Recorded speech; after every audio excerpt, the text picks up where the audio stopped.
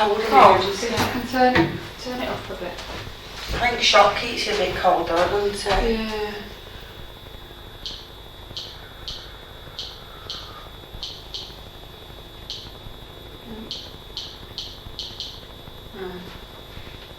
See if that comes up a bit. Right. I'll just go through introduction and then people watching this video know where we are, date, time and things like that. Yeah. So today is Monday the 2nd of November 2015 and time by my watch is 10:55 in the morning and we're at Normanton Police Station in the video suite. I'm DC 974 Bria and I'm normally stationed at Dewsbury Police Station, that's where I work out of, on the child safeguarding unit. And then in the monitoring room we've got PC 6496 Alex Wilson. You've met Alex before? Yeah. Okay. So we're here to talk about something that's happened to you. That's why we're here. And as I said before, if you need a break at any point, just let me know. And we can have a 5-minute break, 10-minute break, or we can finish for today and come back another day. It's not a problem at all. Okay. Yeah. Don't feel like we need to get everything out today. Yeah. The only thing that I must remind you is that everything that you say today must be the truth. Now, I'm not doubting anything that you say, but I have to say that to everybody that I speak to, okay? And with little children, we go through a little explanation, truth and lies. I don't need to do that with you when you're an adult, okay? And just when you're talking, I may have my head down sometimes just taking notes, and that's just because when people are giving me all that information, I can't remember it all. So if there's something that I think is pertinent and we need to come back to, I'll make a little note of it, and then that just reminds me to come back to it later. Yeah. So if I've got my head down, I'm not ignoring you, I'm Yeah. just writing a few notes. Okay. Okay, yeah. So in your own time, you give me your name and date of birth, please. Carol Denise Higgins. Yeah. 23rd of the 4th, 1969. Okay, Carol. So in your own time, you go right back to the beginning and start from where you think's best, and you tell me in as much detail as you can remember what you've come to talk to me about today. I don't know where to start, to be Okay. honest. I thought I would be starting from when I actually thought I understood it started abusing me, but I understand now that it was abusing me from being a baby. Okay. And planned to have sex with me as an adult. The reason I believe this is because of the things he said to me when I become a teenager. Yeah. But I found out that he said to friends, as if I'd broke you in yet, and other things. I feel that he had a plan now to groom me, whereas I didn't know that at the time, do you know what I mean? And I've heard that he was violent to even when I was a baby. I've gone back to Denbydale after 31 years, and a girl, Janie Bitson, she told me that she babysat for me, and that when I was crying as a baby, he got his hand on his fist and he went like that on my chest, and so it winded me and shut me up.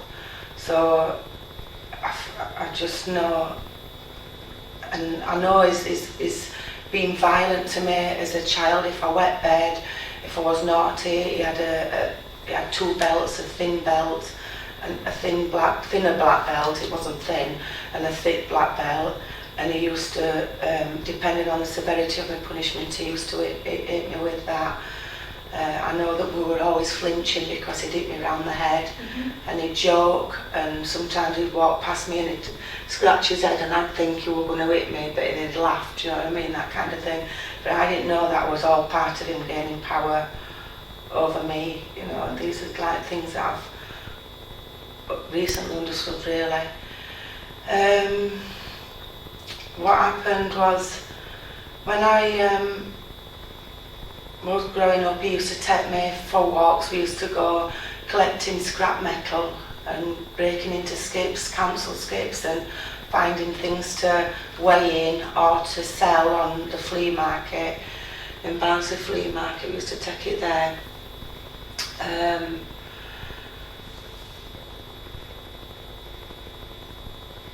Then the walks got where he didn't used to ask my brother anymore to come, he would just asking me as a like 11, 12-year-old, and he just asked me.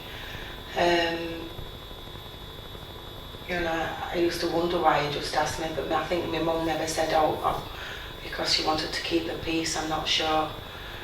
And one time he took me, he took the dog and he shot the dog in front of me, and he sat me down on broken pipes. There's nailless pipes at like a scrapyard for broken pipes and stuff, and he sat me down on there, and I think I was about 11, 12, and he started kissing me. He used to talk to me all the time about him and my mum falling out, and I know he was a very violent man. He used to hold guns to my mum's head and machetes and things like that, so they were always arguing, and it used to make me feel quite adult and important, because he was telling me things, and my mum would be telling me stuff on her side, and then he'd be telling me stuff, and we went on these walks all the time.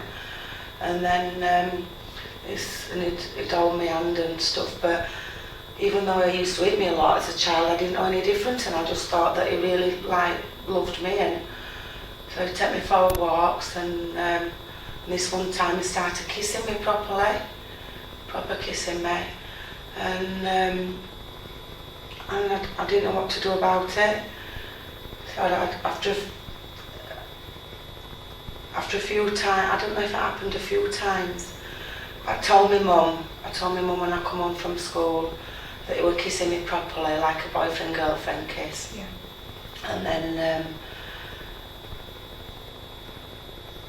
and I begged her not to tell him because I was scared of what he was going to do. And he come down the street this one day, and I was telling her on front doorstep, sat on front doorstep. But she must have told him, because next thing I knew, I was at school, Shelley High School, where I went, and two social workers came to see me and asked if I'd go up into the staff office, something like that, and they had a meeting with me and asked me about him kissing me, and I said yeah, it was. We already had social workers in his life, Pauline, somebody called Pauline and a man called Mr. Sykes. But I'm not sure if they were the ones who came to see me. I can't really remember. Anyway, from that, going to Shelley High School, and from that happening, a few days later, my mum told me that she was leaving my dad, but she wasn't taking my Donna and Paul with me. That's my handicapped sister and my brother, just me.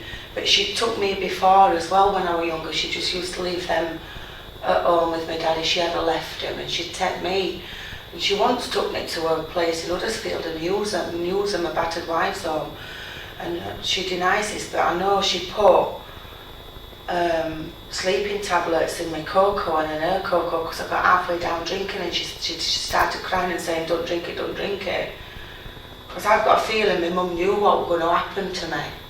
Now I'm working it all out. Mm-hmm. Anyway, so this is why I'm saying she took me a few times before she'd left him. Always gone back to him though, she always went back to him. So this time she took me to a place called Penistone, and she'd met these people on the CB radio.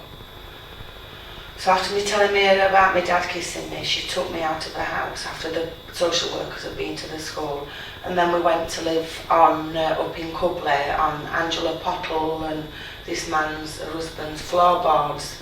They had him give us a mattress, and we slept on a bare mattress on these bare floorboards and some blankets, and we slept there. And then she got me into Penistone Grammar School, and after staying there a few months, we got kicked out, and we went to go and live at Millhouse Green with a lady called Linda Wadsworth. She had a son called David Wadsworth, who was a teenager, and my mum had got a newfound freedom, so she used to go out all the time and leave me on my own.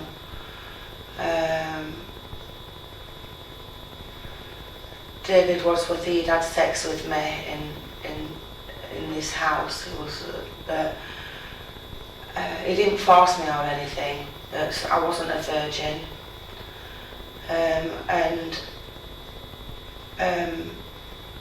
Somehow contact was made between me and my dad, because I was left on my own all the time, and because nothing had been said about him kissing me at school, or no other social workers had mentioned it. My mum had never mentioned it. This one time my mum threatened to take an overdose at this Linda Bottle's house, where we were staying in this little single room with bunk beds. And I'd seen my mum taking many overdoses in my life. I'd come home from school and my mum had taken many overdoses. Seen my dad hanging from rafters and stuff like that, and you know, and I just couldn't take living with my mum anymore. And because nothing had been said about my dad, I guess I'd forgot about the kissing. You know, it happened that time. I guess I'd forgot about it. And my sister and my brother were still living at Denbydale as well. And I met him on Barnsley Market, and I met him with my boyfriend David, even though we were a lot older than the boy from the house. And I remember my dad not liking David, you know, how he were like interacting with me like a boyfriend, girlfriend.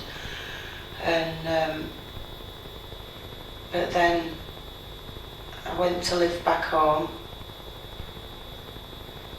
Oh, I bought me a pair of jeans and a bikini, something like that, because my mum even says to me to this day what a price he paid for that pair of jeans. But I didn't know that, you know, what was going to happen. And he would just be like a normal dad, like, you know, being nice to me. And so then I went back to live back home. And then, so me, Donna and Paul were back together as a family then. We were going out with a girl called, my dad were going out with a girl called Jessie from Penistone. All her family lived there. And then he started play fighting with me and giving me love bites when he were play fighting with me. And I didn't used to like it. I felt really uncomfortable with it, but I didn't tell anybody about it. But Jess actually saw him play fighting with me and giving me, I don't know where she lives now, her family might still live in Penistone. Anyway, that started happening. And then he went round, and then he went to America. He went to America on his first ever hunting trip to kill deer. He's got a friend called Jim Pipkin. I think he's in a cult against black people, or a paedophile ring, you know, with this Jim Pipkin. I remember him being friends with him, writing to him, pen pals when we were younger, and this other guy from Philadelphia. So he went to America and he's come back on his hunting trip. And my mum took half of furniture. I had a wild party. My brother, we got a key cut for. We knew we were going to have a party when it went, like teenagers do. And my mum come and took half of furniture because he wouldn't let it, when they split up, let her take half of it. He said he'd rather saw it in half. So that happened, and then so when he come back from America, we were absolutely fuming. And he went round to the phone box. He wanted some answers, questions answering for when he come back, and he went round to the public phone box to phone his girlfriend Jess, who lived at Penistone, to say he was back. And in that time, I got the knife out the drawer, and I started cutting my wrist. I'd never done it before, but I started cutting my wrist, and my brother got me and dragged me round to the phone box, and then brought me back round. My dad got out of the phone box and brought me back round home, and he started bandaging it up and saying that it's okay, it's not too bad for you to get stitches in it or for you to go to hospital, but you're too mentally disturbed, or, you know, for you to sleep by yourself tonight. So he says, you'll have to sleep with me in my bed. Still never thought anything about it, just thought he's not angry with me anymore, and, you know, I'm going to be okay. And so I went to bed that night, and I went to sleep, him cuddled up to me. And And then I woke up and I felt this tickling here, you know, your belly goes in like that. So I didn't know what they were doing, and then he started touching me places, and then turned me over and got a condom out of his side of the drawer cupboard, and then he had sex with me. And then when he finished having sex with me, I just said to him, I wasn't even close to my granddaddy's dad. I didn't know my grandparents from my mum's side. And so I said to him, and I don't know why I said this, and I went, what would my granddad say if he knew what you'd just done? And he says, don't worry, sweetheart, he wouldn't say anything. He believes the same as me, that fathers should break the daughters in like the Indians do. So I thought, right, didn't think nothing about it. I can't remember if I got back in my own bed or just stayed there all night. Got up next morning, I can't remember getting up next morning, I just got on as normal, doing things as normal, I think. I must not have gone to school, I don't think, because I will have had the bandage around my arm, I can't remember. But I just know it could become an everyday occurrence. I'd get in my bedroom, our Paul living. At this point, Donna had gone to live with my mum. So there were just me and Paul living at home. My dad had gone to get custody, but he went to court to get custody of us. He went to court to get custody of us, legal custody of me and my brother. And then Mr. Sykes, a social worker, came to the house and said to me, it's obvious you've been to live with your mum once and it hasn't worked out and you've come back to live with your dad. It's obvious you can't make your mind up who you want to live with. So if you change your mind again, you will go in a children's home, because he was emphasising that I couldn't make my mind up who I wanted to live with. Mm-hmm. So at that point, that's when my dad went and got custody of us, went to court, and we come out, and I remember we went for a Chinese to celebrate or something like that in Barnsley.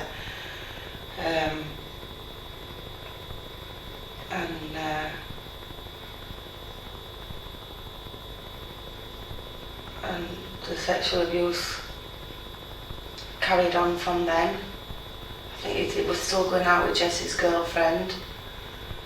I remember Paul,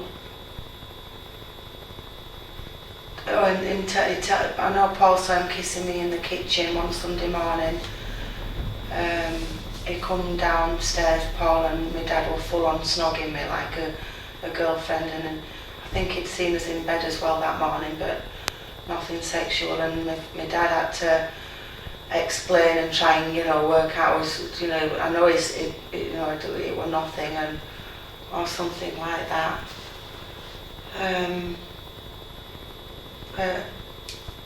Because I used to try and keep it from Paul, I'd try and hide it from Paul, the fact that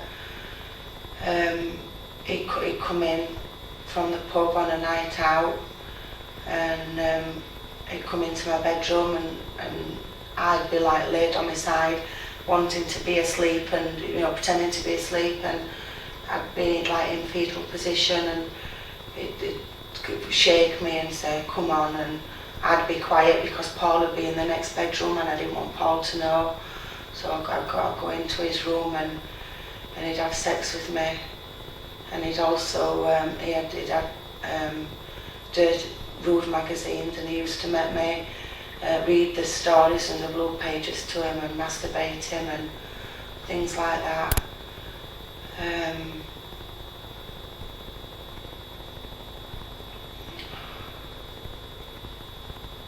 And he put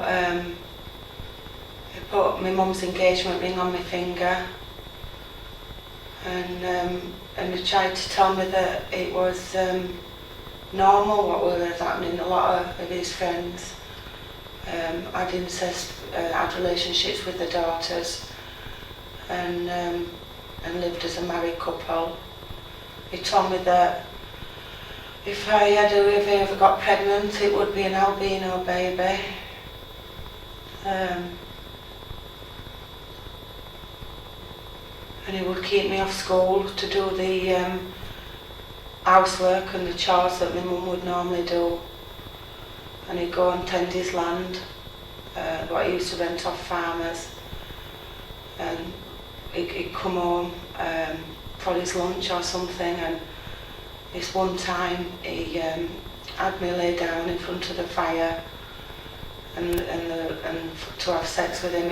He made me go upstairs and get the condom out of his drawer and masturbate him while I put the condom on to get him hard to put the condom on, and then lay me down in front of the fire. And the fire were burning my leg, but I knew it would be over quick if I just kept quiet. And sometimes I used to pretend I was enjoying it and make some noises just so that it would be over quicker. And this one time I couldn't stand for the, the fire was burning me too much. So I said my leg's hurting, and he got really angry and had me saying you're only fucking saying it because you don't want to have sex, because you don't want to do it. And I'm saying no, it ain't, no, I do. So there was never any screaming and shouting saying get off me or anything. I just accepted this as my role. It's just something I had to do. And he used to take photographs of me. He had a tin box, and in this tin box I knew for a fact it was gone, because when I made statements when I was 15, I made 17-page statements to Penistone Police Station.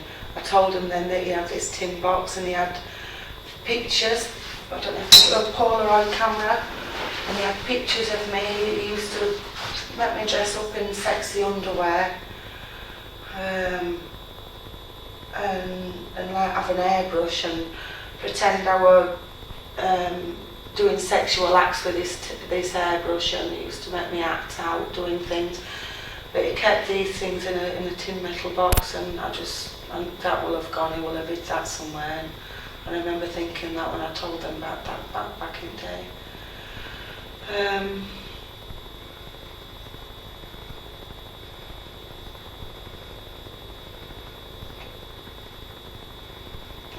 He used to treat me like a girlfriend. He told me to call him Sam, even though his name was Elliot. I never heard this nickname before, Sam. And he said that his friends called it him when he was a child, and I never knew that. But I've got a tattoo on my right shoulder that I had removed that he took me for when I was 13, and it says Sam on the top, but it's gone now. I've had it removed, and it said Carol on the bottom with a rose in the middle.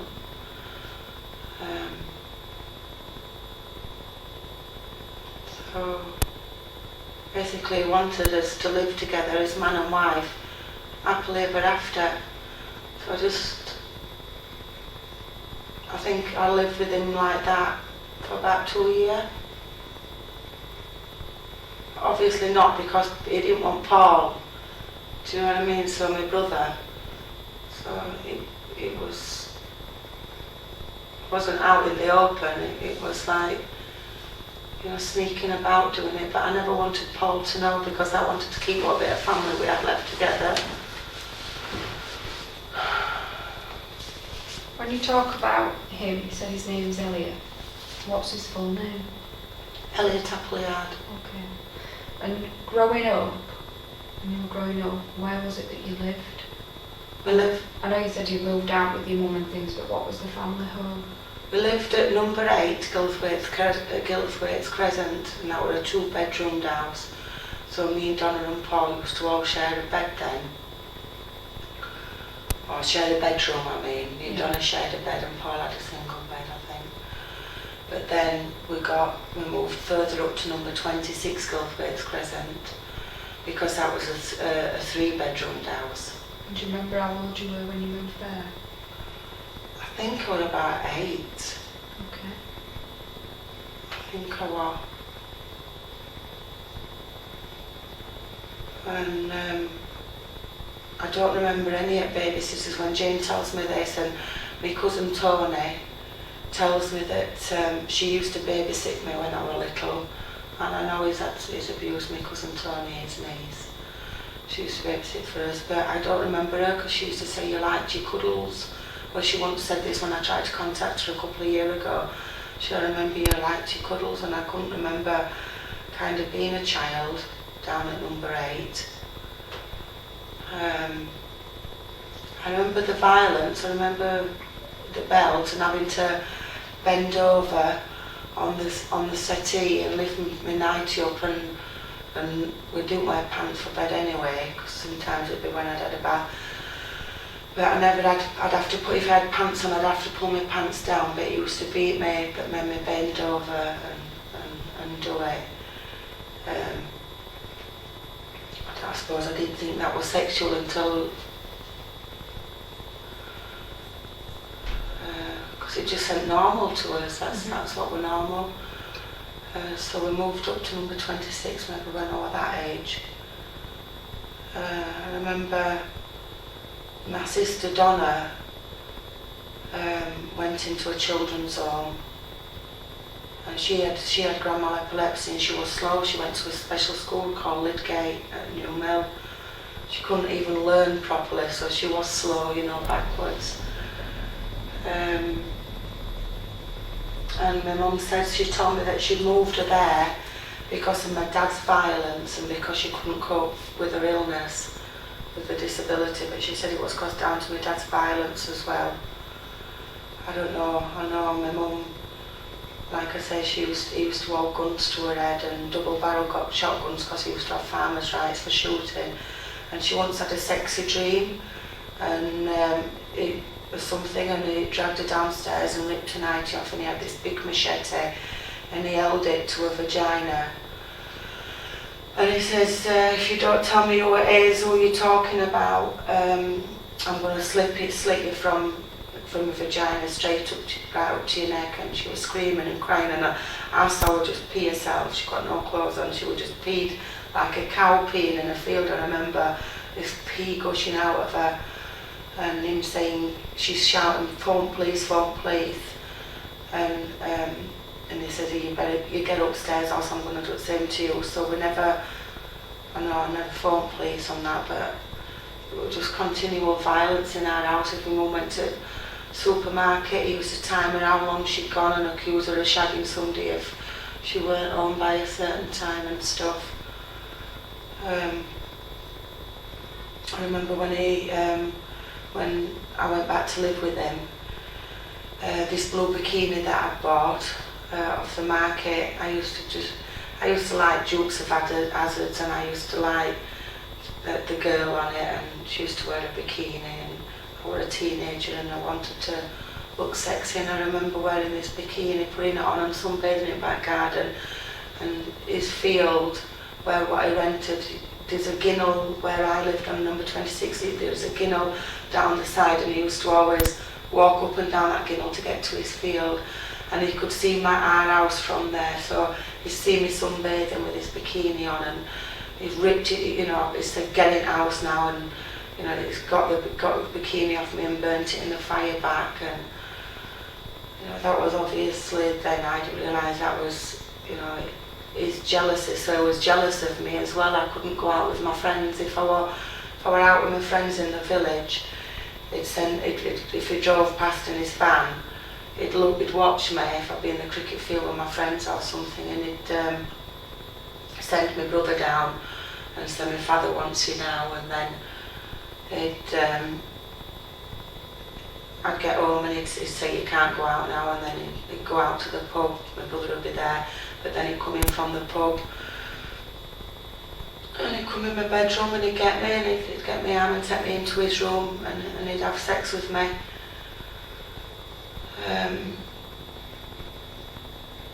So everything just felt like normal. It was just a normal routine to do that. I don't know how else to describe it. I will tell you now. I'd say, I don't know, about 67, 68 maybe. Okay. I don't know. And do you have contact with him? I haven't had contact with him since the day I left. He'd been beating me and calling me pathetic and sexually abusing me for about 2 years. And then the night I left, I was crying and asking him to stop, and I was on the floor, I was shaking, and he was saying, "Get up, you pathetic, get up," and he was kicking me in the stomach.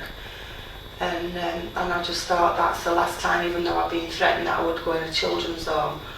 If I did say something, I was 15 and I thought I just couldn't take any more. So when he went to the pub that night, to the Denbydale Payall, I got on the bus from Denbydale Salvation Army Steps, and I got on the bus to Penistone. And when I got on the bus, my mum was out. My mum got on the bus with Carl, a boyfriend at the time, and she'd gone to live at Thurgland then. And when I got on the bus, she says, "What are you doing here?" I says, I told her everything that my dad had been doing to me about the abuse, and she said, "Where is your dad now?" And I said, "He's at Denbydale Payall." So she phoned him, and they brought him to the phone, and she says, Carol, she's here with me now, and she's told me everything." And his first words were to my mum, "You can't prove a thing." And then my mum wanted me to go to the police then and make a statement, but I didn't. I felt partly to blame for what had been happening, and I didn't. But I went a week later, and they took 17-page statements off me, and then they took me to Huddersfield Police Station, and I had forensic tests, internals, and putting pubes in, things like that, giving them pubes, and I was bleeding internally, and they had me jumping up and down on blotting paper. I think they thought I was miscarrying. I don't know, even though I told them that he'd always used a condom. And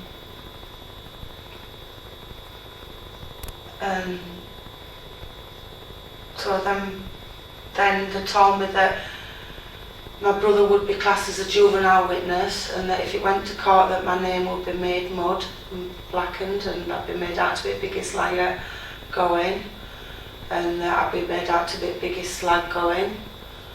Who said that, sorry? The police officers said that if it went to court, that this is how he would blacken my name, and this is how he would. And because I'd had sex before, I felt guilty and ashamed, and I didn't want that lad to get done, you know, David, because he didn't rape me. He was older, I think he was about 17 or something like that, maybe 19, I don't know. But I was reaching out for an affection at that time, it just didn't feel like it. But I think that's what my dad thought. That's why, now looking back, that's why he were angry when David were in Barnsley shopping with me, because he didn't like him being that familiar, because he obviously knew he wanted that role to break me in. So, and I'm sure, I think I told him as well. I think I told him in Barnsley bus station that I'd had sex with him. So he knew that he wouldn't be actually breaking me in. I think I did. But he used to also make me have oral sex with him, and you know, he stank. He was, you know, he was vile. He was dirty. But he used to say, "Who loves you, baby?" And you better. You know, I used to have to say to him, "You do." And he used to say, "You better believe it." And if I didn't say "you do," and he used to repeat it, and really I was just complying to everything that, you know, he would ask of me, really. So you lived at home with your mum, your dad, your sister Donna and Paul. What age difference is there between you, Donna and Paul? Exactly a year. So I'm the middle one, Paul's the youngest. Yeah. So I'm 46, so Paul would have been 11 or 12 at the time. Mm-hmm. I remember it being 12, 13 and then 13 and 14. Okay. And you said that when you moved to this second address, there were 3 bedrooms there. Mm-hmm. So who would be in what room at that house? Paul would be in his own bedroom. And Donna, me and Donna used to share a double bed in this double bedroom because of Donna's fits as well, epileptic fits. I used to then, if she had fits in the night, I could hold her down, you know, so that she wouldn't fall out of bed. Yeah. So we shared a double bed. What age were Donna when she went into the children's home? I'd say she was about 13. Because I remember they went on a school trip to a trip to France from there, and she didn't know how to use them, and she would be on a period that week they were going.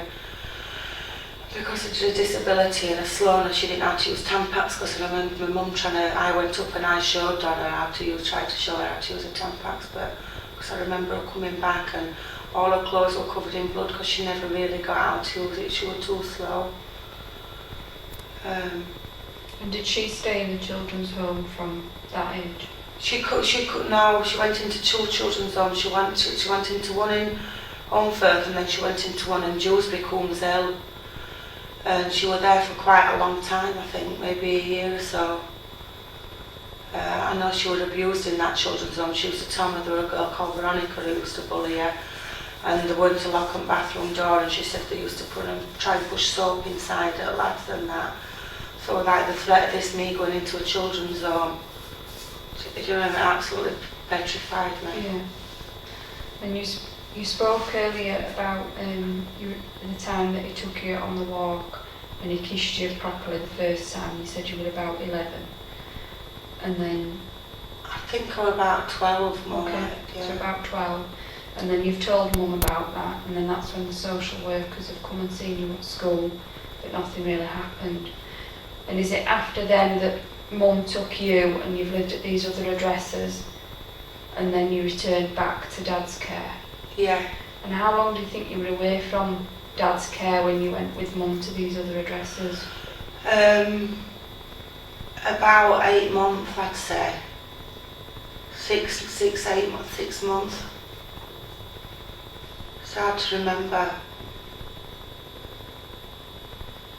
But when I went back to my mum,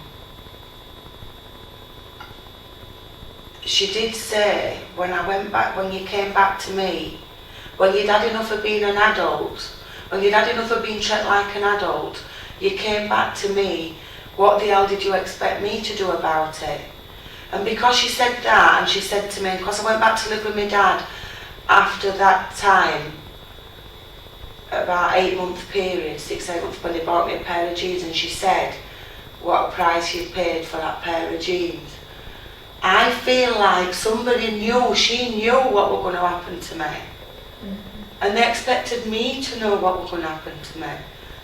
To me, that's what it sounds like. Yeah. And I didn't know what was going to happen to me. That night when I cut my wrist, I didn't know what was going to happen to me. I didn't know when I went back there. I had forgot about the kissing. I honestly did not know what was going to happen to me. And I wish she'd have told me. She'd have known if she had an inkling of doubt. I wish she'd have told me, because then, when I went there to live with him, he used to poison me about his mum, and I used to call her a slag when I used to see her at weekends on time, and I used to go and see her, and I used to be angry with her, but he was poisoning me against him, and I know that now, but I didn't know that at the time. And even though I didn't want to live with her, it would have been better to live with her than to have continued living there with all that happening. But I didn't know. And I'm angry that somebody knew. Yeah. And that's just through comments your mum said to you. You think she knew that it was going to happen? Yeah. she's called me a drama queen all my life. You know, and told me that what a price she paid for that pair of jeans. God almighty, if she'd have known, then why in the fuck didn't she tell me?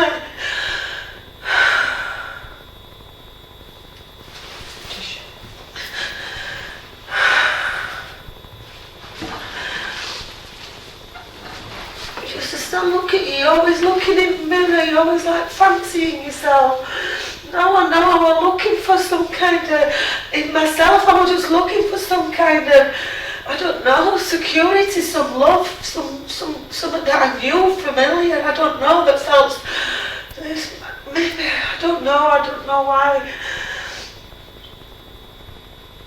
I don't know why a mum would be jealous, or that's how it felt like. Yeah. And I played the role, I acted it, you know,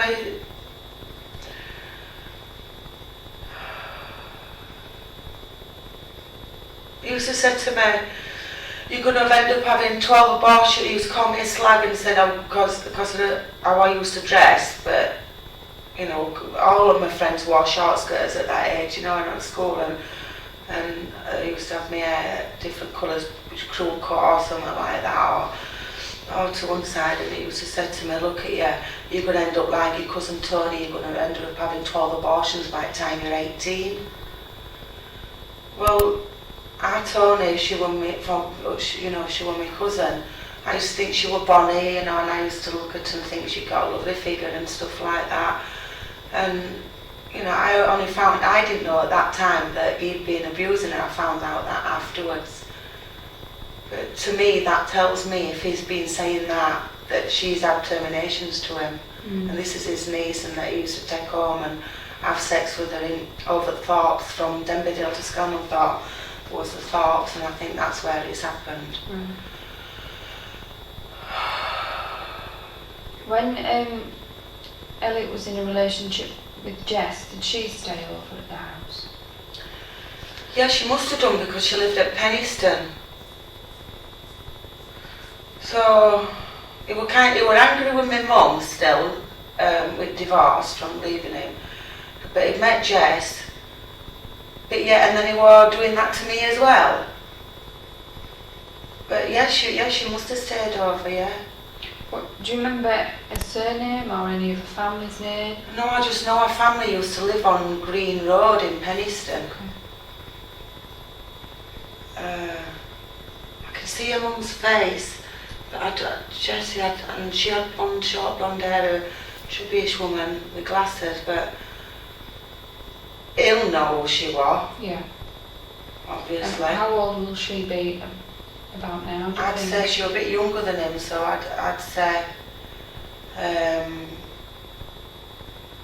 now she must be about 65, I'd say. No, about 60. Okay. About 60, I'd say. And you said that she will have seen the play fighting where he's given you the love bites. Yeah. And whereabouts would he give you those love On bites? my neck, so people could see them.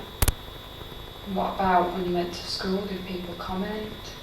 I just kept quiet. If somebody said, who's your boyfriend? I can't remember what I said. I never told anybody. Okay. I never told anybody. I just know that I felt like a slag. Yeah. And that boys wouldn't be interested in me because they'd think I got somebody else, or, you know, because I got these on my neck. So, yeah, go on. no, were you going to say something then? I don't know what you Yeah, basically it's gone out of my head now. Sorry.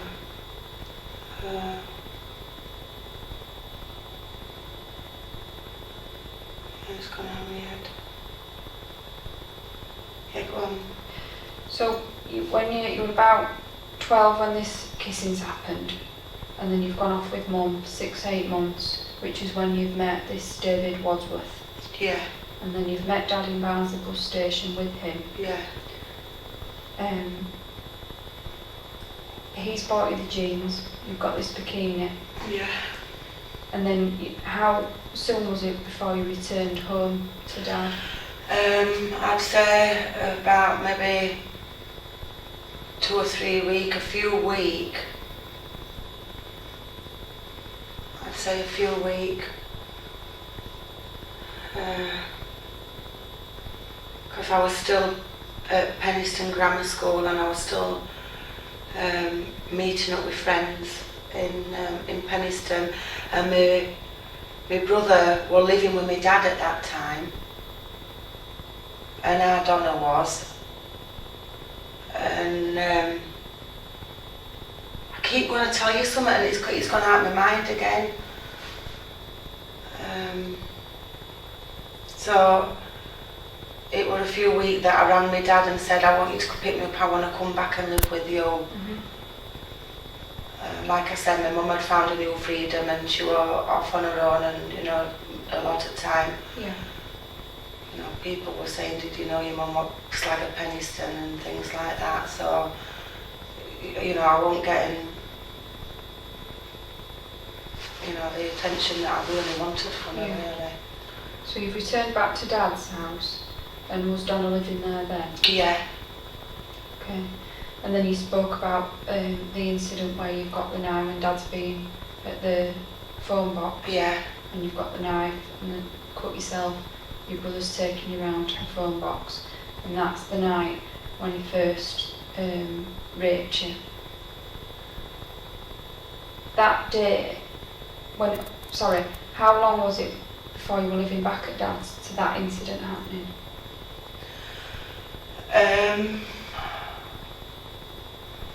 I've gone back there and he's waited while it's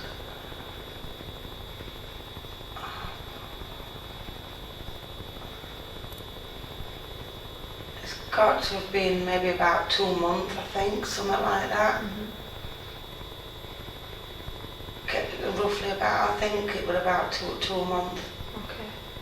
And But another thing that I just want to remind you before I forget, when I was 16 and I went to work at SR Gents and I got my own house because my mum kicked me out at 16,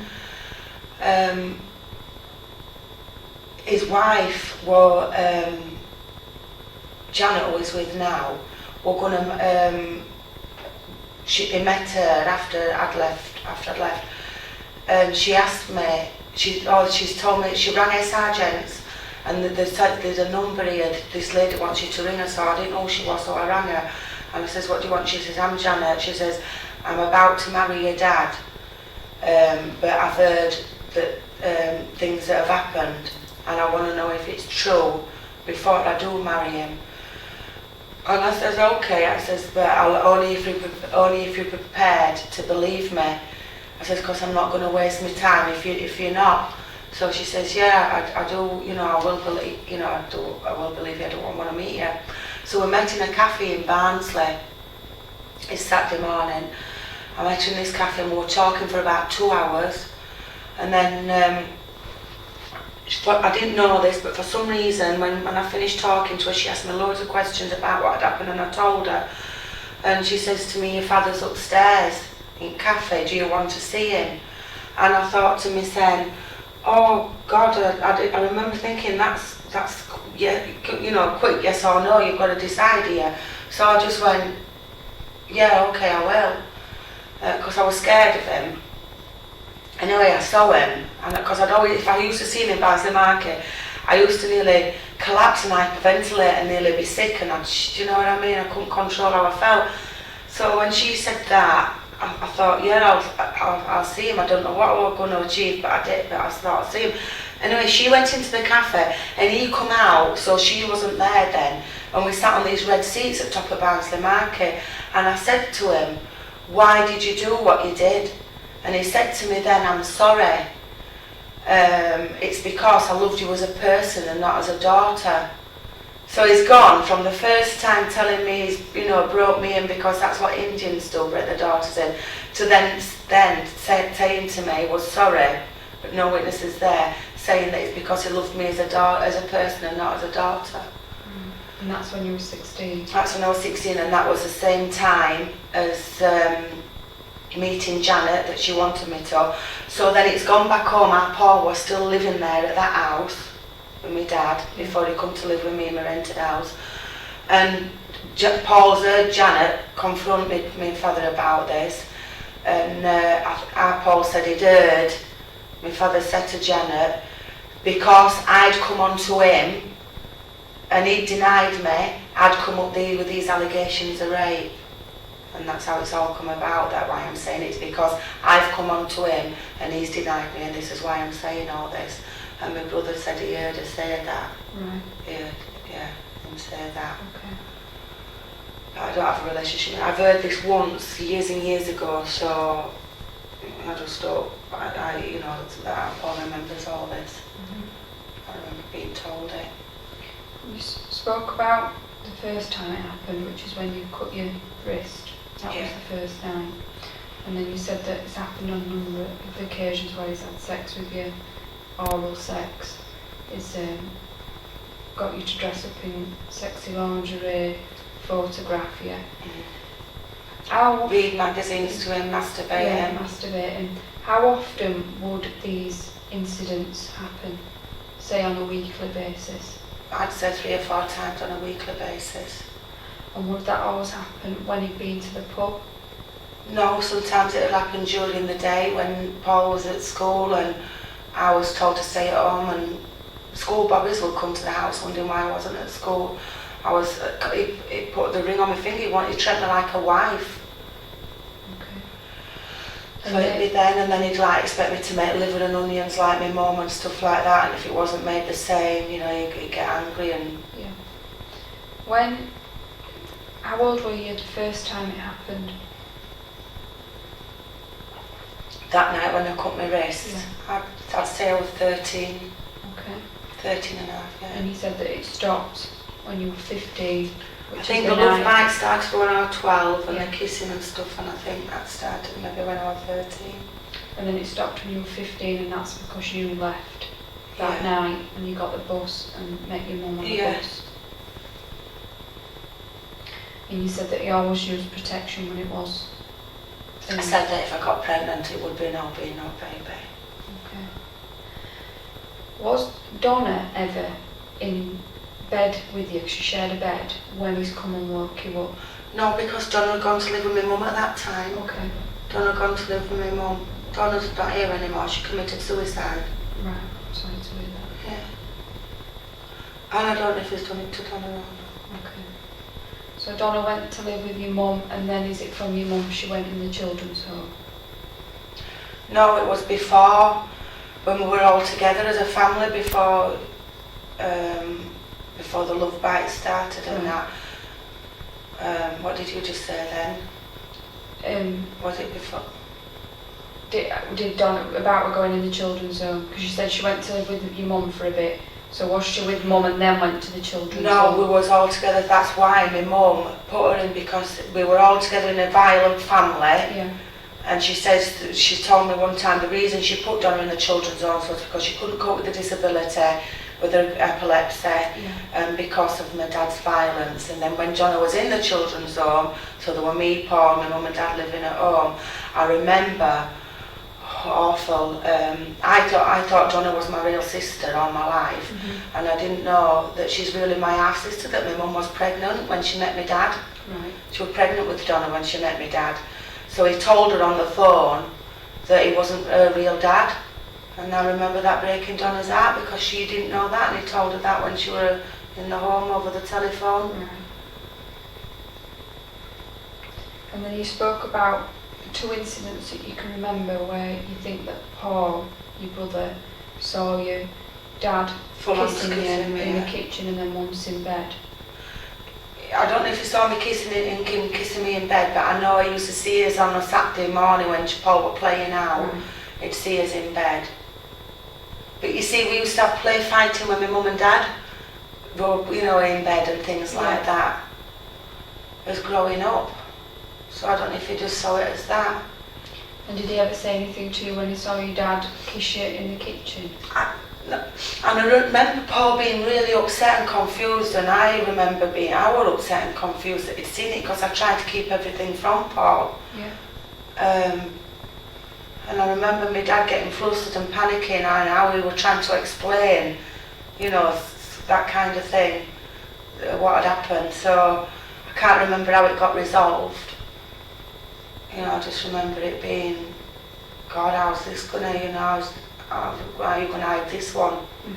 He managed to somehow, but he can't have hidden it completely because Paul's got children of his own and he won't let them nowhere near him. He says once a paedophile, always a paedophile, so even though I don't know what he's seen, I don't think he's seen as I've, you know, intercourse, whatever, it's disgusting. You said that you told your mum about the kissing incident when you were about 12, and then the 2 social workers came and spoke to you about it. Yeah. And then you didn't tell anybody about any of the sexual abuse up until the point that you left, and that was your mum that you told. No. I think before I left, I think I told a girl called Diane Croft, who was a friend of mine back then, and I think her parents, I told them, and nothing was said. And I guess, I imagine now, just nobody wanted to get involved, and they knew my father. My father were a bully of the village. People used to call him has-been, and you know, he was known for being an aggressive, violent man. Yeah. And I imagine people just wanted to, you know, mind their own business and keep out of our business. I don't know. So you told Diane Croft, a friend? Yeah, just before I left. Was she the same age as you? Yeah. And her parents as well? I think so, yeah. And then Paul's seen the kissing incident. And then you spoke about your cousin Tony. She'd seen some violence towards you that you don't remember when you was a baby. No, that was Jane Ibbotson who saw the Oh, violence. So Jane was a babysitter and so was my cousin Tony was a baby. I can't remember him being babysitters, but yeah, Jane had witnessed him being violent to me as a baby, yeah. And when this violence happened when you were younger, do you remember how it was with your brother and your sister? He was violent to them as well, aggressive, and he used to beat us and say, if you carry on, shut up crying, else I'll give you something to cry for or roar for. So I just know he was violent with all of us.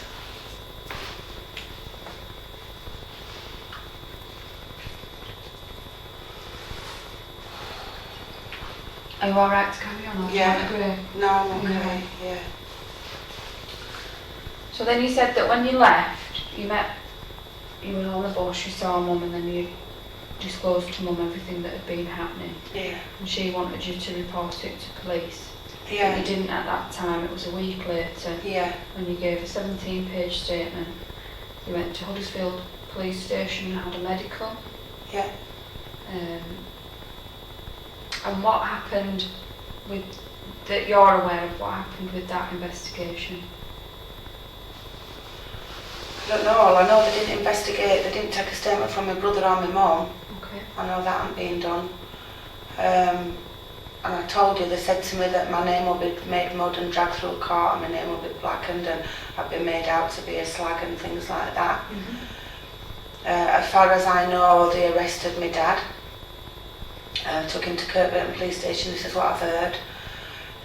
Forensics went into his house. They took forensic tests of his sheets, bedroom, stuff like that. Nothing was found. My dad's told them that I used to sleep around with numerous lads and stuff, and it just turned, and that they've let him go, and it was my word against his. So it's never been investigated properly, because Sonia Strafford kept telling me that it can't be reopened because it's been investigated. But it hasn't, because when they told me that at Penistone Police Station about my name being dragged through the court and could I handle that, and I said no, they said because it's never been gone to Crown Prosecution, if it had gone to CPS Crown Prosecution and I'd lost the case, it can't be brought back. But because it hasn't, there would always be a chance in the future, because they had my statements as well, and Paul wouldn't be then classed as a juvenile witness, that I could bring it back in the future. So I've always kept, you know, that I would be able to. And then when I have tried to, on numerous occasions, I've had different excuses for the reason, you know, poor excuses for reasons not being able to. Okay. And what are the other occasions that you've tried? 10 years ago, well, it'll be longer than that now, when I lived in Cochrane Avenue in Barnsley, I phoned and reported historical sexual abuse, and I think I spoke to Sonia Strafford at that time, and she looked into it and got back to me and said that the statements have been lost, and the forensic evidence as well. And I was really, really upset then, and I said, "There's no way I can start compiling, you know, my statements again." And she said no, and I said, "Please," and so she let me. She says, "Okay then." So now I know it was just to appease me. It must have been, because she didn't pull me in to do it. She let me do it at home. You know, I started doing it, remembering, like I'm telling you now. Yeah. So, and I wrote so much in it, and then I rang her up and I said, "I've started doing them. Is this the kind of thing that you want?" So I met her for the first time, and she come to my house then to pick them up. I hadn't finished them. I knew I got a list as long as my arm to write about, and I just started with it. Mm-hmm. But I wanted to know if that was the kind of thing she wanted. So she didn't read it when I gave it to her. She just took it and went. So then I got a phone call, I remember exactly, and I was on the front lawn, and I got a phone call saying that she'd given the evidence to CPS, what I'd just written, and that there wasn't enough for it to go to court, and that the door would be closing it forever. And I was crying, I was heartbroken. I'm like, you're joking, you can't do this to me, it's not complete. I told you it wasn't complete. You know, you've got to let me do this. And I was fuming because she'd done that. Anyway, she says, "No, that's it, and she put the phone down on me. She didn't come and tell me to my face or anything like that. So I was absolutely fuming, so then I had to start to carry on and accept, you know, what I've been told. And then about 5 years ago, I was round at my friend's house, and I was like talking about it again, and I just says at that time, I need to do this again. I need to ring the police and tell them again. So I phoned them again, and I think that was Sonia Strafford, I keep calling Miller, again. And she said that unless I got another witness, and it had happened to somebody else, I wouldn't be able to go forward with it because the statements have been lost. Right. Because there's no, and I'm like, well, other people bring historical cases, you know, who haven't made statements from years before. But she says, and because she says the case has already been investigated. This is what she kept emphasising to me, and that's what I'm telling you, it hasn't been investigated. So then I went on the hunt looking for my cousin Tony, because I knew he'd done it to her. Mm-hmm. So I found my cousin Les, this is his sister, Tony's brother Les, my cousin Les. And I found him, and he gave me Tony's address, and I rang Tony. I've got a number in my phone, but she said she'd got bipolar, and she'd already the year before gone to court through some sexual assault case, and they'd been thrown out, so she wasn't prepared to go through none of that again. So then the door was closed on me again. And then I've been Sergeant Sewell, Philippa Wright and Sergeant Sewell, right, and another sergeant, I've got it written down here. They were part of the investigation. I think the time after that I brought it, because I tried to bring it, not last year, the year before. There's so many times I'm getting them mixed up. I've got dates on here. If you want to get your dates out, that's fine. these are mixed up. But they then turned around and said that I hadn't got enough evidence. So this is when, because Tony wouldn't be a witness, you know, she wouldn't say that he'd done it to her. Yeah. So that closed the door on that one again. So then I tried again. I've got some here. And then I think it was the year before last, 10th of the 1st, 2012. Right. But then I brought it back. It was last year. I sat here for 5 hours and made a statement. Last year. Last year as well.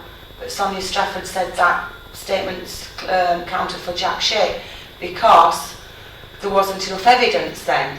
Right. So she said that because of the statements being lost, I can't bring it forward. Then she said I can't bring it forward because I need another witness and I haven't got one. Then she said I can't bring it forward because I haven't enough evidence. So then I give her Karen Garside's name and my mum and my brother, and she's apparently phoned them and told my brother when she said that, when I told her that my brother had seen him kissing me, she said that her husband kisses their daughter and gets into bed with them, and that's not classed as evidence. When I give her the letter last year that my mum wrote to me saying that she knew, it states in that she knew that I was being abused, she's saying that's not evidence. When I said that you've about Karen Garside, she said she's been to see her, that's not evidence. So she closed the door on me again. Okay. Who's Karen Garside? Karen Garside, Alex Wilson's been to take a statement from her. She was my next door neighbour when I was growing up. Right, okay. And Ina Kilty, she was my next door but two neighbour down from growing up. So they recall and seeing, you know, the love bites and the violent behaviour towards me and his abusive behaviour. And just what's your mum's name? Now she's called Jean Voss. Right. Margaret Jean Voss. So you should still have that letter from last year that she wrote to me. Right. That states as well that she knew you were having sex with me. Okay. I can't comment because I don't know anything about the previous times that you've reported it, but I'm sure Alex knows. I called the police to report my dad had sex with me when I was 12 or 13. I did it because I cannot let go of the fact I tried to make me his wife or fiancée by putting my name and my mum's engagement ring on my wedding finger. This was a while after he had sex with me. So, Sonia.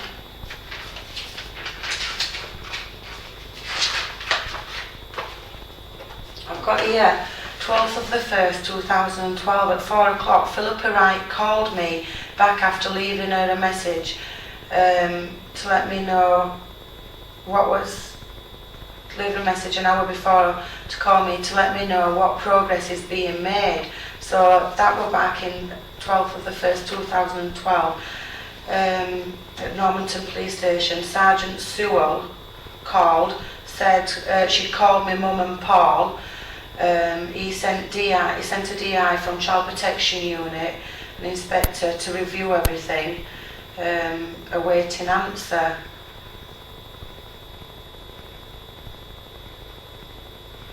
So I know it's been done I forgot about that time. Well, I haven't forgot, but this is a letter from October 2014. I asked Sonia Strafford to write down evidence why he couldn't go to court, proof, and that's what she wrote me. I wanted it in writing.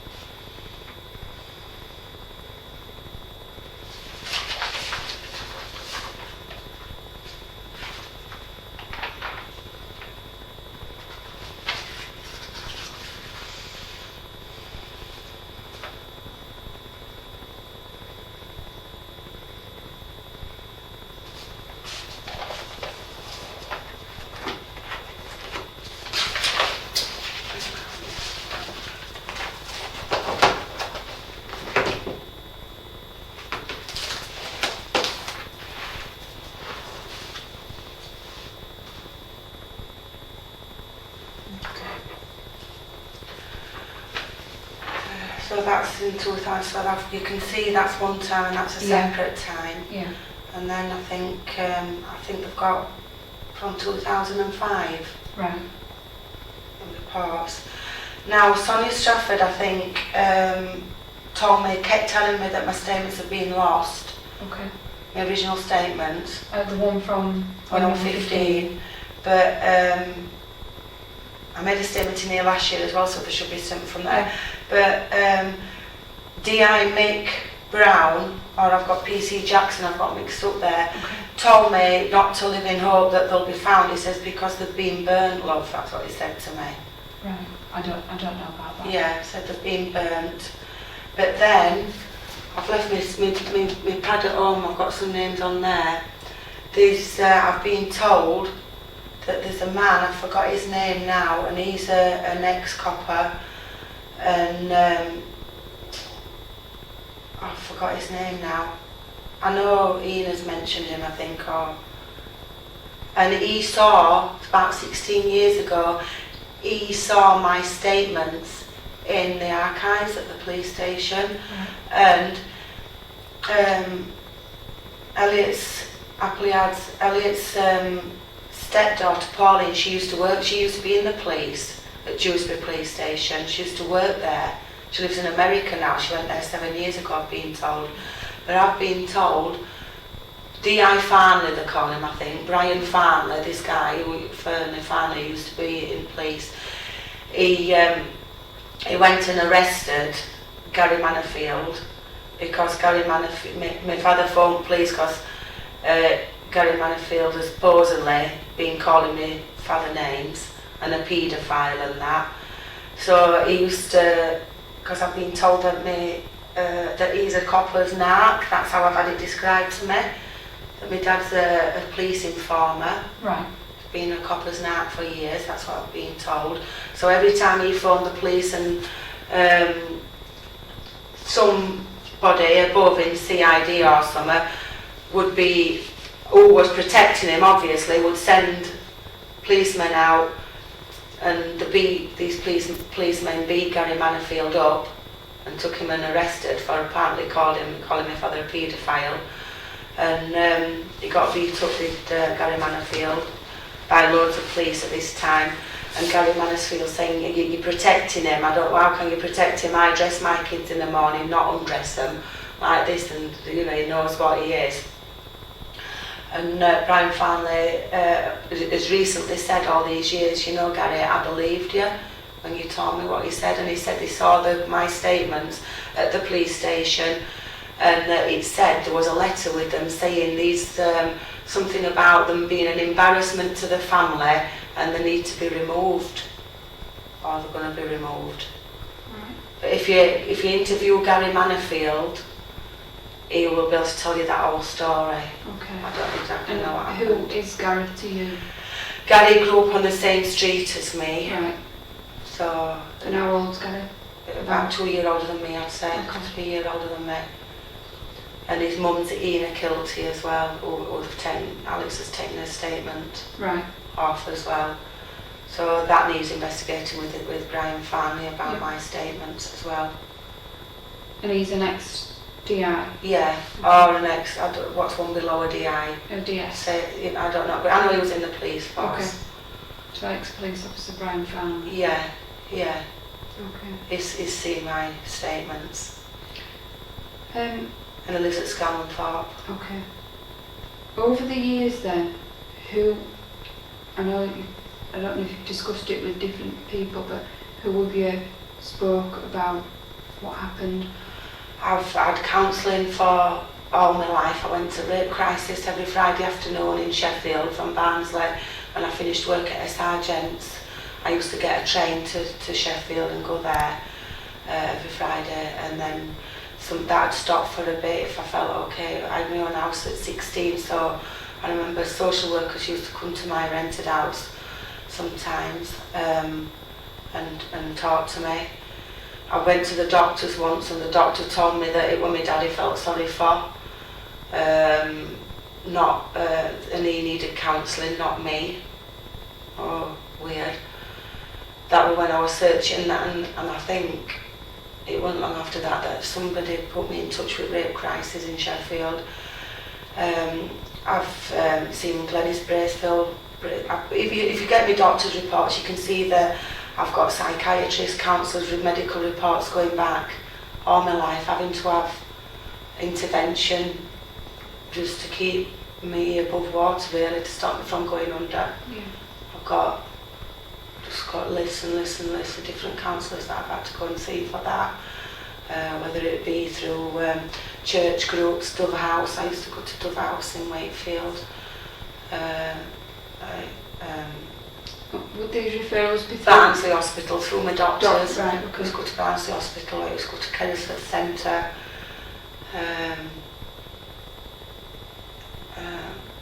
Castleford Hospital. I've been going to my doctors. I've been diagnosed with post-traumatic stress disorder. Yeah, they know that I've suffered with this all my life. I know you just spoke about their PTSD, suffering with that. How else has this affected your life?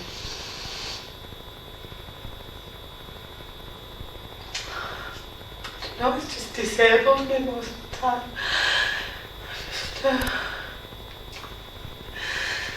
It's hard for me to value myself. I'm trying my best. I feel just angry every time I've gone in to see a counsellor. They can see I'm just consumed with anger.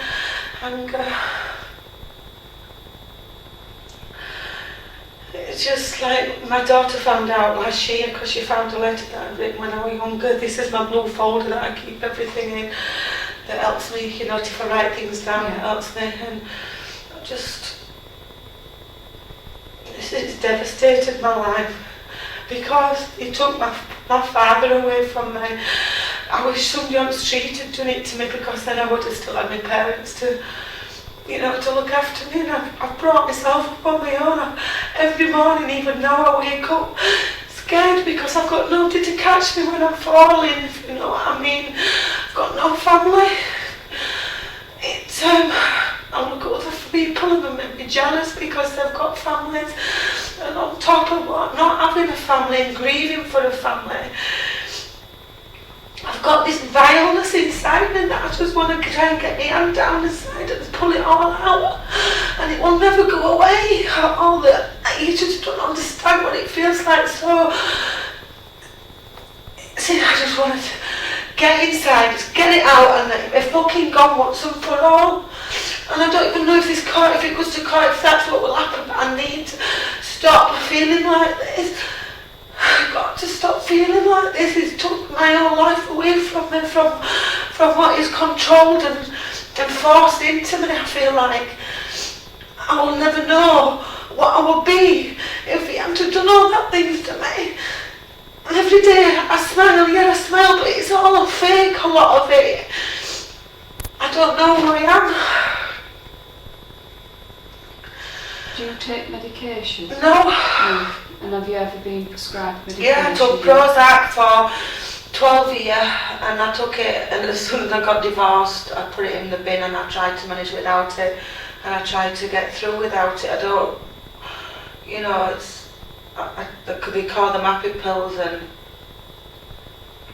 I've been to the doctors for years on and off, and they've prescribed them, they've prescribed masses of tablets, but then when I get home, I've just got this adamant I'm not taking them anymore, and I don't take them anymore. And relationship-wise then, since this, has it affected relationships that you've had? It has affected relationships I've had, yeah.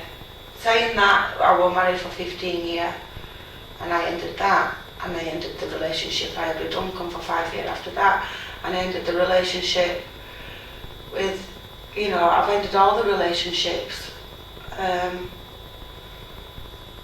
because I see something and I don't trust they're not going to hurt me. I think they're going to hurt me. So what probably people might see as like something a disagreement or they don't like, I see it as a big red warning light, and I say you're going to hurt me if I carry on.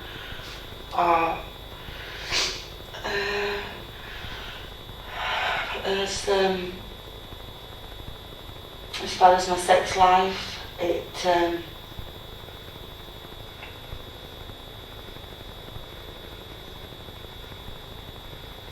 don't know if it's normal, my sex life really. I want to be normal. I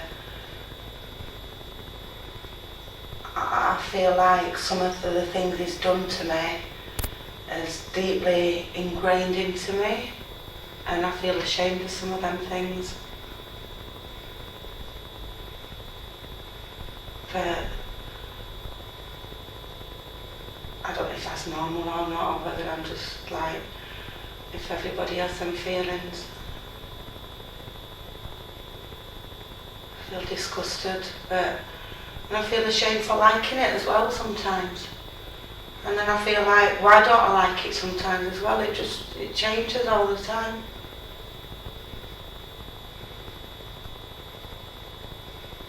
I'm not on with anybody at the moment. The reason that this has come about this time is because my ex-boyfriend, he came down at 12:15 at night, and he wanted to see me, talk to me. He didn't want the relationship to be over, and I was adamant that it was over. And he my daughter's boyfriend had butted him, and so the police rang me and said, do you need any support with victim? And I said, yeah, I do actually, because this has triggered, it's brought a lot back for me. And thank God they've picked up on it this time, and this has made my inroad this time for hopefully getting it dealt with. Mm-hmm. And I want closure. I don't want to take this to my deathbed. Yeah. And I feel like I will take it to my deathbed if I don't get the justice I deserve. Mm-hmm.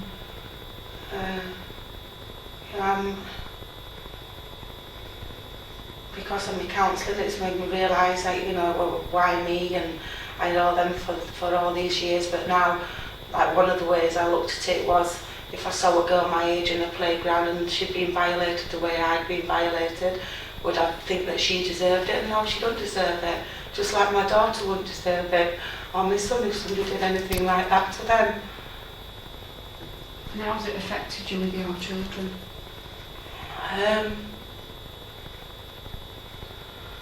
I'm better off asking them that. They're okay, because I said when she read one of my letters in there, she says, don't feel bad that I know about it now, that it's going to affect me and I'm going to be damaged from it. She says, if I know, the fact that I know now, or I knew at 33, she says, I'm old enough to understand this, don't feel like you've damaged me in any way. She says, and you deserve a gold medal, not just for what you've gone through. She says, but for concealing it from me.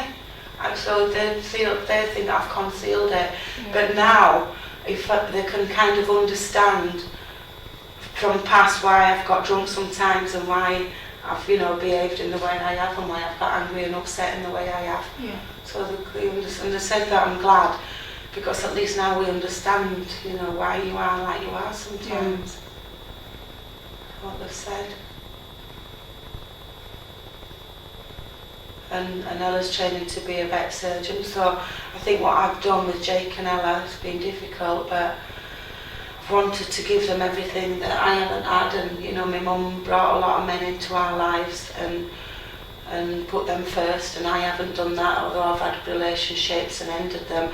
I've never lived with anybody else since I've got divorced in 15 years, and I don't want anybody to ever do to my kids. I've had big issues with trust. Yeah. And not being trapped and controlled. I've got big issues about being trapped and controlled, because I've always tried to please and do things to keep the peace. I'm not very good with my boundaries with myself and consistent with them.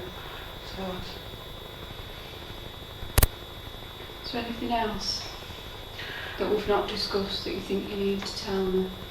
I'm sure there's lots of things. Yeah. And if more things come to you later on, after today, we can arrange another video. It's not a problem. I don't know if Paul remembers this, but when they were raping me, we went to Sweden on a boat trip, and like a booze run or something like that. Yeah.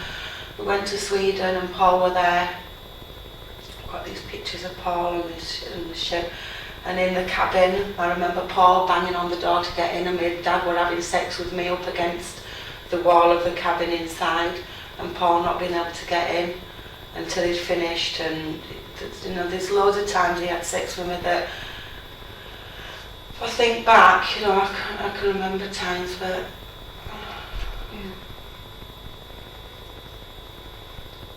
I know you're probably going to want more, you know, if it's going to go to court. Just feel myself lightheaded, I just feel to say. Yeah.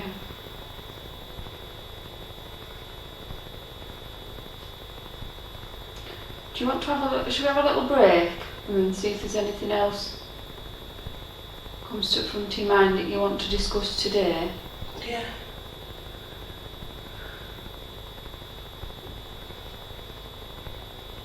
And if there isn't, it's not a problem. And it comes later, like I said, we can arrange to come back, it's not a problem. I feel like I'm holding it all in and I don't know.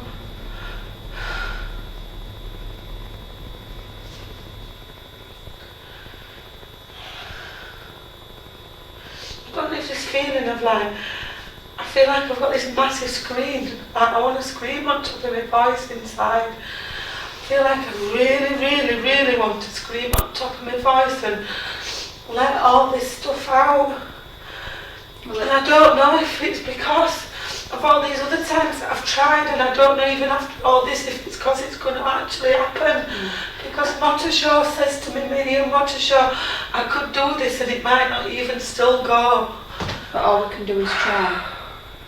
All we can do is try and go through all the motions, speak to all the people, get all that evidence together, and then Ian Motashaw can look at it and review it from there. And I can't promise you today that this is going to go to court, and Alex can't, but all Alex can do is try to do that for you. Yeah? So every little inquiry, every person that you spoke to or you think might have seen something or been aware of something, we can go speak to. You know, and obviously you're getting upset now, it's understandable. Discussing it like this, it brings it all back to front of your mind, doesn't it? Does it's vile, I can feel his knob in my gob. Do you know what I mean? Everything I can feel, I can taste, every smell. None of it ever goes away. None of it ever goes away. The fact that that man's still there, being able to do that, you know, perpetrated, to do all that and the things he's done before, and he's fucking got away with, he's still sat there and the suffering he's put me through all these years. No. It's no wonder I feel stressed and I feel like I've got chains wrapped around me, and I feel, you know, it wouldn't sit right with anybody because it's not right, it's wrong. And how many times he tried to dress it up and make me feel like it was normal because, you know, that his friends did it with their daughters and they lived happy as a man and wife. I was confused, I didn't know what to think, I didn't know if to fight it, if to agree with it, if to go along with it. I didn't know what to do, and it's not I had a job for being treated like an adult. It was nothing to fucking do with that, it was survival at that time. I didn't know what else to do. I would have been put in a children's home. I couldn't go back to live with my mum, I'm being told, and they weren't right. I didn't like it anyway. I just didn't know what to do. Not the fact that, you know, she thinks that I fucking, you know, enjoyed that place for entrapment. All these things are the things that I've never been able to relax and move on and be totally happy with my life, because they think that about me like I'm a little slag. I'm not a fucking slag, I want a child. And my parents, even though my mum says she believes me, she must have known. She must have known. What contact do you have with Mum now? I don't because of that. And she says when I have seen her in the past, and you know we've tried to be friends and that, I can't, because she says I'm living in the past, and when I get drunk I can't get angry with her about it, the things that she said to me. I cannot get over the fact that she says when you said you'd had enough of being, when you come back to me, that's what she says, when you come back to me, because you'd had enough of being treated like an adult, what the hell did you expect me to do about it? I can't get over it. Even now as I'm talking to you, it makes me dizzy. The extremity of it all, the fact that she can actually think that I wanted to be part of that. I don't understand her. And she says I'm living in the past, and until I stop living in the past, we can't have a relationship, but I can't help but living in the past until it's dealt with. Yeah. And you've had some closure. I can't now. I don't see my brother, you know, he's arrogant. He fell out with me for something a few years ago, about an affair he had with this woman. And he makes out he thinks I've told his wife, and I haven't told his wife. His wife phoned and told me about it, and I just says I'm sorry, and she turned around and says, well, you've just confirmed that it was true now, because I didn't really know. And I'm like, oh God, you know what I mean? My brother's that, I wouldn't do that to my worst enemy, and I'm never going to speak again. Can't do all about it. So I don't have anything to do with any of them. My mum would like me to have a relationship with her, but she only on a condition that, you know, I don't bring the past up. I've got letters here that my mum's written to me in the past about things, you know. She kicked me out at 16, telling me that she kicked me out because she had an affair while she was married, and she was seeing somebody else, Carl, at the same time, and she made her choose between him or me, because I couldn't stand the fact that, because Higgins is where I got my name from, my mum's third husband. I've got letters here, this folder here, there's all my letters that I've written to my dad when I was younger, or things that my counsellor have told me to use to learn about forgiveness, sex cases. This is, it's just everything that I've used, you know, I've written to help me get over, try and help me heal from my abuse. So this is everything in here. I don't know if you want. Well, when we finish today here, we'll have a look through it all with Alex, and then see if Alex wants copies of anything that's in there. Yeah. Okay. Yeah. I know I did have the letter from my mum. So I'm hoping they've still got it from last year, because I did take a photocopy because I took it in as evidence. Sexual abuse group, and I just let it know about group who you spoke to, and I asked her, you will come in. These is like people and doctors, professionals who have put me in touch with counsellors and things like that over the past. If the referrals have been made through your doctor, they should have a list of who you've spoken to. Yeah. So again, when we've finished in here today, we'll get you to sign a form that allows us access to your medical records. 13 and this 11. What's that saying? That's just something I've done when I was 13. My counsellor's told me to do. That's a letter saying this is a letter about you, not to you, because I feel too disgusted to write to you. That's when I wrote to my dad about my feelings, about growing up and things like that years ago. That's just from my mum.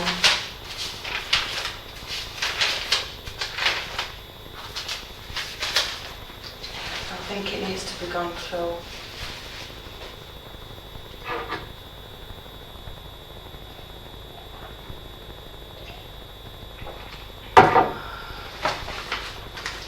Keep all that together, and then we'll have a look through all that when we're finished. And then there's things in here that I've written. And obviously, I don't know if you've read that, but that's my book. That's how it's all come about the second time I've written a book about it. Right, no. Well, that's in my epilogue about, and that's why I think other witnesses have come forward from reading my book. Okay. That can relate to things that I've put in it. And there's, Alex, a list of people that have come forward to say? It's been, it's took statements of 2 of them already. Right, okay. Yeah. Is there anything else at this point? No, but I wouldn't want to rush off, do you know what I mean? Because No, in case all I'm going to say is if we conclude, I'll just bob and see Alex and see if there's anything that he needs me to ask right now.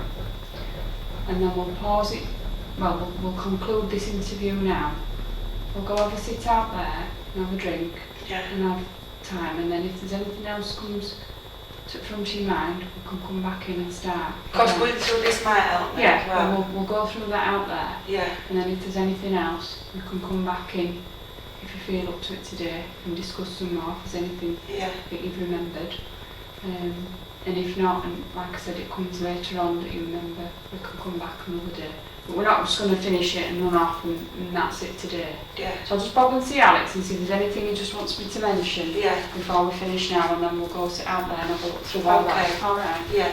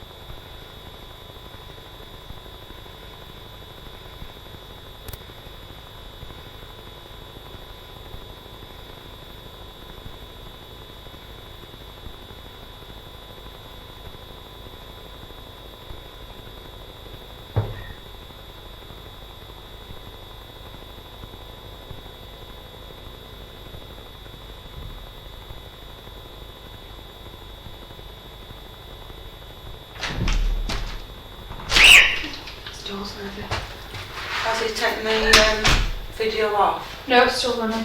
Because I know Karen Garside told me that Julie Garside, her sister, Yeah. she had a baby at 15. She had a baby at 15 and it was born dead.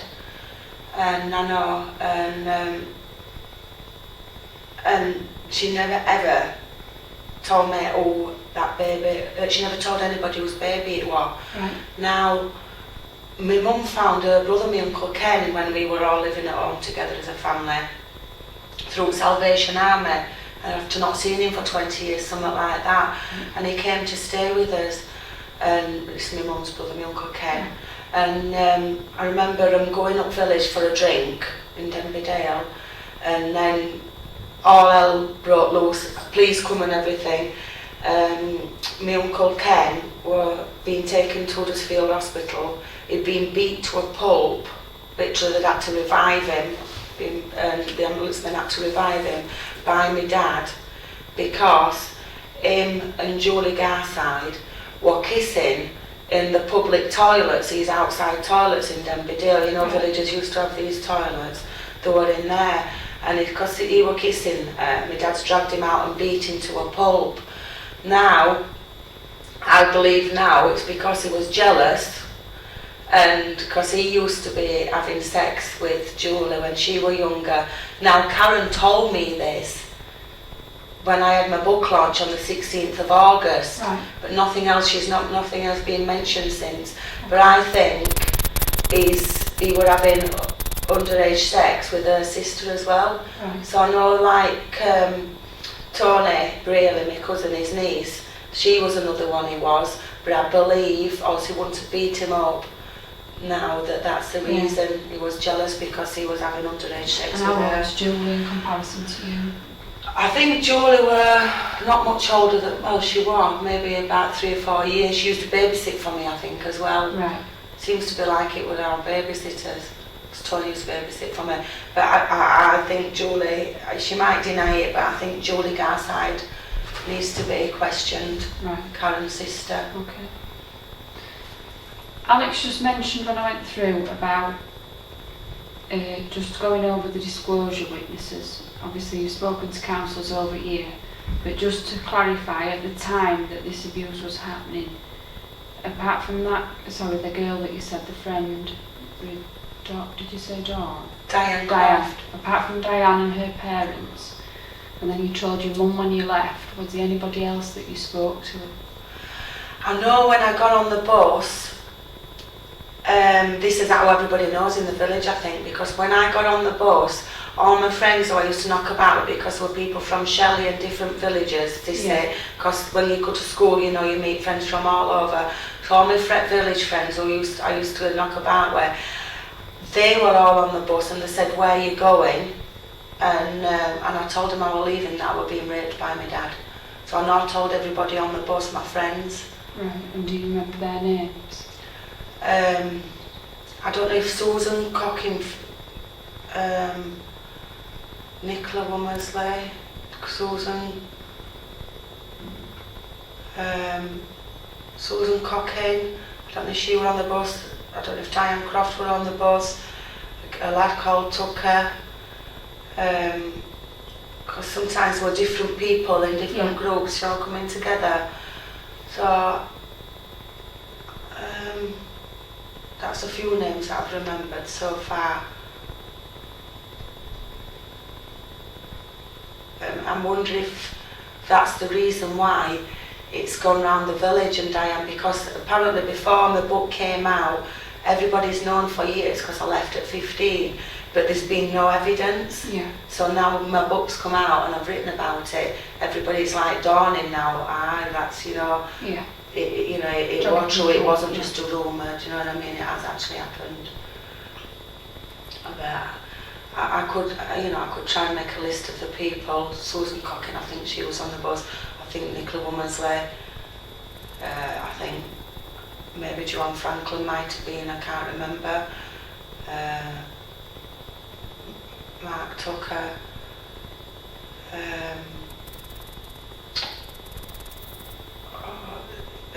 Prance, a ginger-haired lad called Prance. He went out with Susan. I can't really remember any more of them. Okay. Yeah. Well, I'm going to leave it there just for now, and we'll go have a sit out there, and then we'll go through that stuff that you've got, and then possibly come back and speak a bit more. I'm trying to remember if there's anybody who I would have told during that time. There's only the tattoo artist who put my tattoo on it, but he lived in Barnsley, but that's not that were underage, wasn't it? The guy who put my tattoo on. Do you remember his name? No.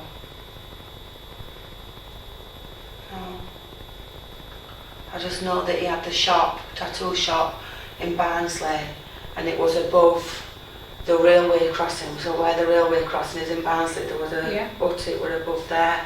So I'm sure it could be found out from back in the day, but I suppose that evidence, and like Sonia Strafford said, she's looked into it, and there's no evidence that social services were ever involved in his lives. Right. That's what I've been told, so, you know, there's going to be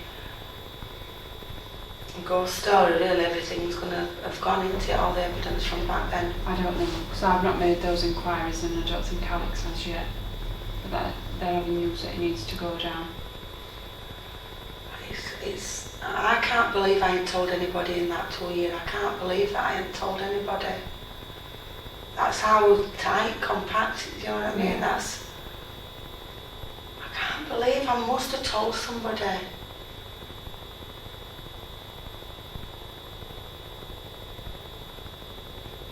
But I'm sure my mum knew. Maybe that's why she knew. Maybe she didn't know I went back to it. Maybe that's how she knew. But that's why she'd said that when you'd had enough of being treated like an adult. Maybe she knew, but I denied it to her or something like that. I don't know, because I once thought I was pregnant and I went to her house and I said, I think I'm pregnant. And I honestly thought it was, and he told me it would be an albino baby. I was frightened to death, and she says to me, whose is it? And I told her a boy I was going out with. Right. But it wasn't. Yeah. I weren't allowed any boyfriends.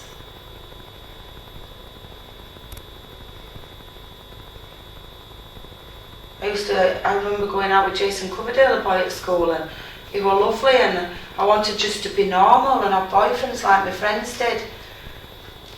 And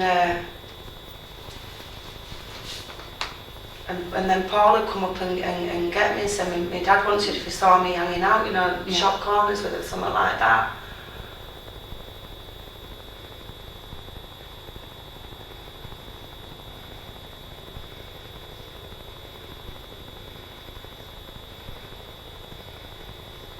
And so then, you know, then they'd finish with me because I never ended up meeting up with them because he got that much tight reins on me, you know, Yeah. like controlling how long I went out for or who I went out with or where I was.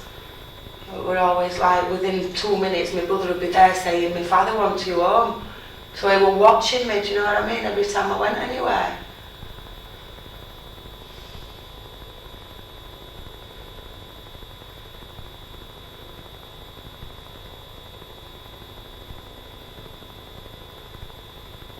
But I can't think of anybody else who I've told.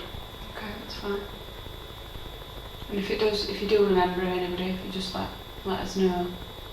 Seems a big thing to think that I've gone from telling my mum from him kissing me, and then that's gone to school, social workers have spoken to me, then school's spoken to me, you know, school have obviously been aware of it, and now, so that's where I were open at that bit. Then I've gone, forgot about all that, come back, and that's when it's all become closed tight, do you know what I mean? It's almost become screw fix safe, do you know what I mean? It's become tight, and I've done everything kind of to protect him and keep his secret, but maybe it was to protect myself because I didn't want to go in that children's home. He says, and you can't go back and live with your mum because you've been to live with your mum once and now you've come back here. It's obvious you can't make up your mind up who you want to live with. So it just become tight fixed. Yeah. No outlet.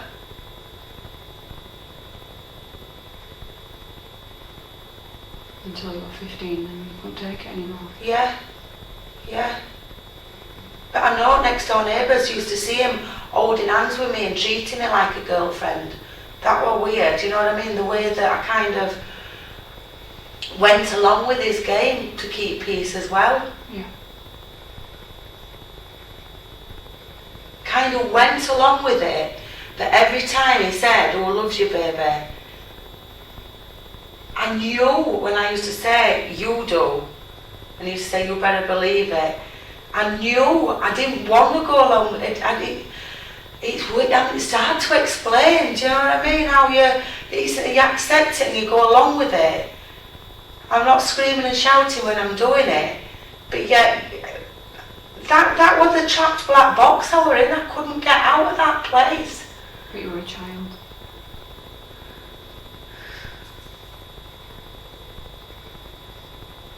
I was a teenager.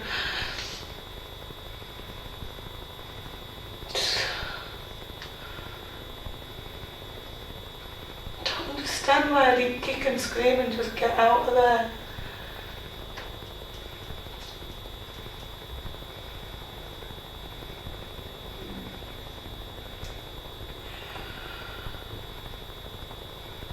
Right, Carol, I'm going to finish it there for now, and then we'll go sit out there and have a look through all this. Okay? And then we'll come back. I'd love to know who his other friends are who lived normal together as man and wife that he kept telling me about. It happens though, doesn't it? It happened. Carol, do you want me to do that, or do you want to carry on? No, I need a wee as well. Okay. Alright then. So, we'll finish it there for now. We'll have a break, have a look at that, and then we'll come back. Yeah, okay. Alright. So the time by my watch is 20 to 1. And we'll finish it there for now. So, if you'll bring those out, we'll have a bit of a break.